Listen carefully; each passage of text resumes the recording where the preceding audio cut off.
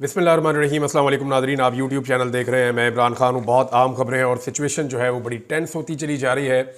अब जब मैं ये वीलॉग कर रहा हूँ तो इससे जो अगला वीलॉग होगा तो वो उस वक्त होगा जब एहतजाज शुरू हो चुका होगा, क्योंकि अब चंद घंटे बाकी हैं और सुबह से एहतजाज का आगाज़ हो जाएगा। पाकिस्तान की तारीख का एक यादगार दिन होगा और उसकी वजह यह है कि पाकिस्तानियों के पास एक बहुत बड़ा मौका है कि वो अपना हक हासिल कर सकते हैं और एस्टेब्लिशमेंट और उसके गलत फैसलों को हमेशा के लिए शिकस्त दे सकते हैं। पाकिस्तान तहरीक इंसाफ ने एक हंगामी मीटिंग की है। उस मीटिंग के अंदर जो चीज़ें तय हुई वो मैं पहले आपके सामने रख दूं। पाकिस्तान तहरीक इंसाफ की पॉलिटिकल कमेटी का हंगामी इजलास हुआ, जिसमें इस बात का फैसला किया गया कि इमरान खान की हदायत के मुताबिक जो पुरअमन एहतजाजी तहरीक है उसका होगा और पाकिस्तान के हर शहर से होगा और काफ़िले इस्लामाबाद की तरफ अपने सफ़र का आगाज़ करेंगे। इजलास में इस बात का आदा किया गया कि ये तहरीक उस वक्त तक जारी रहेगी जब तक इसके अहदाफ हासिल नहीं हो जाते। ये है सबसे इम्पॉर्टेंट चीज़ कि जब तक हदफ हासिल नहीं हो जाता तब तक ये तहरीक जारी रहेगी।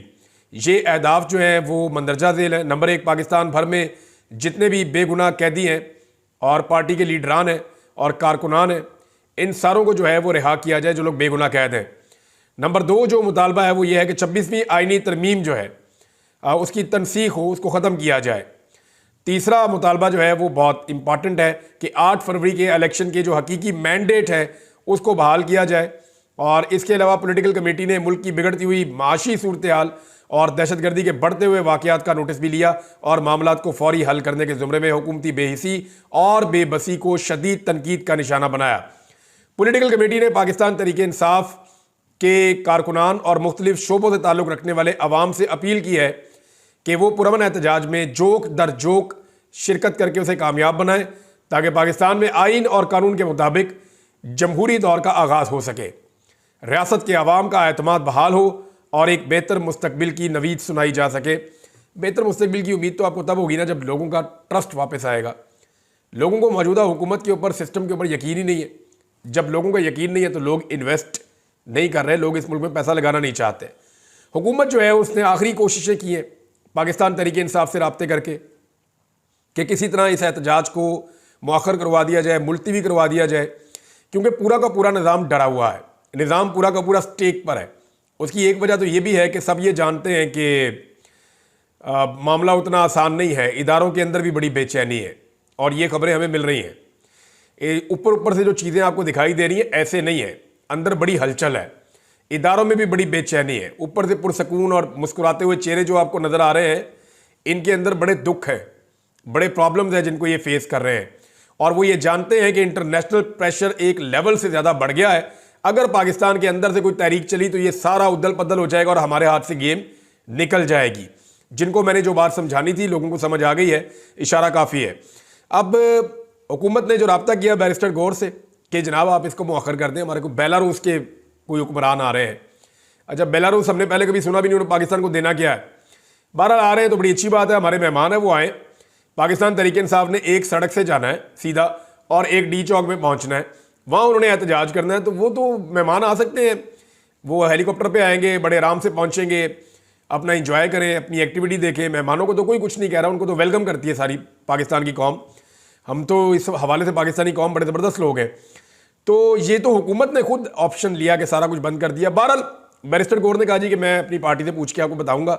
जबकि अली अमीन गंडापुर से जब रब्ता किया गया और उनसे पूछा गया इस हवाले से तो उन्होंने कहा जी मेरा तो कंट्रोल ही इमरान खान के पास है, मुझे तो जो इमरान खान कहेगा मैं अब वही करूँगा। माजी में उनके साथ लोगों के गिले शिकवे रहे, लगता है कि वो गिले शिकवे धोने के मूड में है।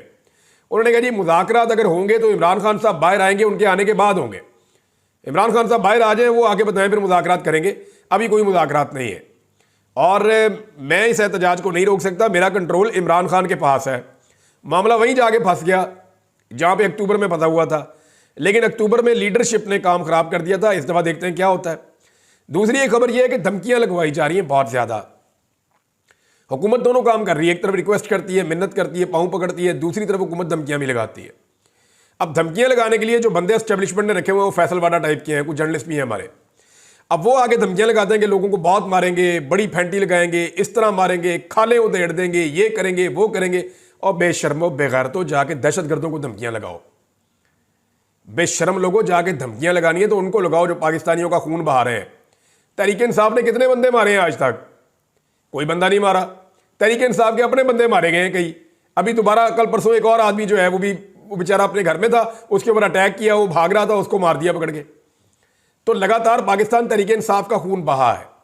ये कोई दहशतगर्द जमात नहीं है, पाकिस्तान की एक पॉलिटिकल पार्टी है। आप इससे मुज़ाकरात भी करना चाहते हैं, दरखास्तें भी आप इनसे करते हैं, और फिर आप इनको धमकियां भी लगाते हैं। भाई धमकियां लगानी तो पाकिस्तान के दुश्मनों को जाके लगाओ, वहां तुम चुप हो जाते हो, वहां तुम्हारी आवाज नहीं निकलती, वहां तुम कुछ कर नहीं सकते। जब मारोगे अपने लोगों को मारोगे क्या? यानी ये जो फैसल वाला धमकियां लगा रहा है किसके बेहाव पे लगा रहा है? ये जो बाकी लोग धमकियां लगा रहे हैं किसके बेहाव पे लगा रहे हैं? क्या रियासत पाकिस्तान को वो ये चाहते हैं कि वो पाकिस्तान के शहरियों को ही मारे बस? दहशतगर्दों से नहीं लड़ना, मुकाबला नहीं करना दुश्मन का? तो वहां पे इनकी जुबान बंद हो जाती है। जो धमकी लगानी है अपने लोगों की लगानी है इन्होंने। अब इसके बाद जो है मोहसिन नकवी ने एक और स्टेटमेंट दिया। उसने कहा जी हम मजबूर हूं और इस्लामाबाद हाई कोर्ट के हुक्म का पाबंद हूं, और इस्लामाबाद का हाई कोर्ट जो है उसका हुक्म है कि इस्लामाबाद में कोई एहतजाज नहीं होगा, तो उसकी इजाज़त नहीं देंगे। और भाई इस्लामाबाद हाई कोर्ट का हुक्म क्या है, उसकी क्या हैसियत है? अभी इस्लामाबाद हाई कोर्ट ने बार बार हुक्म दिया, आगे इस्लामाबाद हाई कोर्ट में माजरत भी की, फिर भी इमरान खान से मुलाकात नहीं करवा रहे इमरान खान साहब के पार्टी के लोगों की। जूते के नोक के ऊपर रखा हुआ है सिर्फ अडियाला जेल के अमले ने इस्लामाबाद हाई कोर्ट का हुक्म। इधर वजीर दाखिला इतने अच्छे बन के दिखा रहे हैं। हाई कोर्ट्स की और जजों की इज्जत आपने खुद ही खत्म कर दी है। जब भी कभी कोई जज गैरत में आएगा और आकर कहेगा जी मेरा हुक्म क्यों नहीं माना, तो उसके सामने 100 मिसालें पेश की जा सकती हैं कि जनाब आपने 40 दफा कहा कि इमरान खान को मिलवाओ, उन्होंने नहीं मिलवाया। आपने फलां काम कहा, उन्होंने नहीं किया। आपने उसको छोड़ने को कहा, उन्होंने नहीं छोड़ा। आपने कहा इसको ट्रैवल करने दो, इन्होंने नहीं करने दिया। हजारों ऐसी चीजें की गई हैं कि इस्लामाबाद हाई कोर्ट या सुप्रीम कोर्ट, अब अदालत का हुक्म मानना है तो जाओ जाके मखसूस नशिस्तें पाकिस्तान तहरीक इंसाफ को दे दो। तहरीक इंसाफ की मखसूस नशिस्तें हैं ना, वो उनको दे दी जाए। अदालत का हुक्म मानना है तो जो तहरीक इंसाफ के लोग हैं उनके एफिडेविट के मुताबिक उनको तहरीक इंसाफ का साबित किया जाए। अदालती हुक्म इन्होंने सिर्फ वही मानना होता है जहां पे इन्होंने फस्तायत, जबर और जुल्म के लिए अदालती ऑर्डर का सहारा लेना होता है। और एतजाज अहसन साहब ने कहा है कि जी अदालत जो है ना दफा 144 नहीं लगा सकती, ये जज का इख्तियार ही नहीं है कि वो पुरअमन एहतजाज को रोक सके या उससे मना कर सके। उसकी वजह यह है कि ये आईने पाकिस्तान के अंदर ये हक मौजूद है और इस हक को छीना नहीं जा सकता। अब एक और चीज़ है नाज़रीन, वो मैं आपके साथ शेयर करता हूं कि और किसी को यकीन है या नहीं है, मौजूदा हुक्मरानों को पूरा यकीन है कि इनकलाब बिल्कुल करीब आ चुका है। वो इसलिए कि मैंने मुख्तलिफ जगहों से रिपोर्टें इकट्ठी की तो पता चला कि इनके अपने घरों की तरफ जाने वाले जितने रास्ते हैं ना, उन सब के ऊपर डबल सिक्योरिटी खड़ी की गई है। वहां ज्यादा कंटेनर पहुंचाए गए हैं, वहां ज्यादा रुकावटें लगाई गई हैं। यानी इनको इस बात का आइडिया है कि किसी वक्त भी पाकिस्तान में इनकलाब आ सकता है। ये उसको रोकने की पूरी कोशिश करेंगे, पूरी रियासती मशीनरी को इस्तेमाल करेंगे, पुलिस को इस्तेमाल करेंगे, इदारों को इस्तेमाल करेंगे। लेकिन जो इदारों के अंदर लोग काम करते हैं, क्या उनके बच्चों ने भी इन्हीं हुक्मरानों के बच्चों का गुलाम रहना है?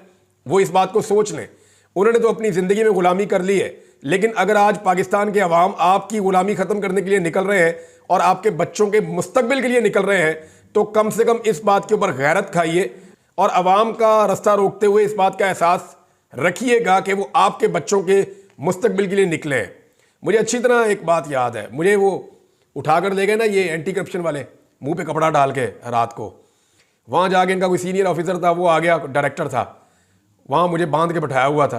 वो मुझे आकर कहता है कि इमरान भी अपने बच्चों का सोचे। मैंने कहा मैं तो तेरे बच्चों का भी सोच रहा हूँ भाई, मैं सिर्फ अपने बच्चों का तो नहीं सोच रहा।